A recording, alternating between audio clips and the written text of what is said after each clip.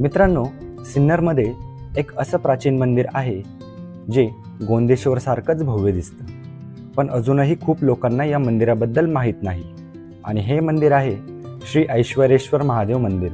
जवळपास 700 ते 800 वर्ष जुनं दगडी शिवमंदिर, खुलं सभागृह, अप्रतिम कोरीव खांब आणि शांत वातावरणामुळे हे मंदिर इतिहासाची अनुभूती देतं. विशेष म्हणजे हे मंदिर भारतीय पुरातत्व विभाग म्हणजेच ASI कडून संरक्षित करण्यात आलं आहे. म्हणजेच या मंदिराचं ऐतिहासिक महत्त्व किती मोठं आहे याची आपल्याला कल्पना येते.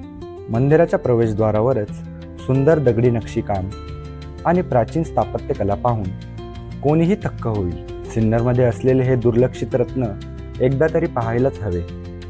आणि या मंदिराचा संपूर्ण व्हिडिओ जर तुम्हाला बघायचा असेल तर डिस्क्रिप्शनमध्ये लिंक दिलेली आहे, तिथे जाऊन तुम्ही हा व्हिडिओ बघू शकता.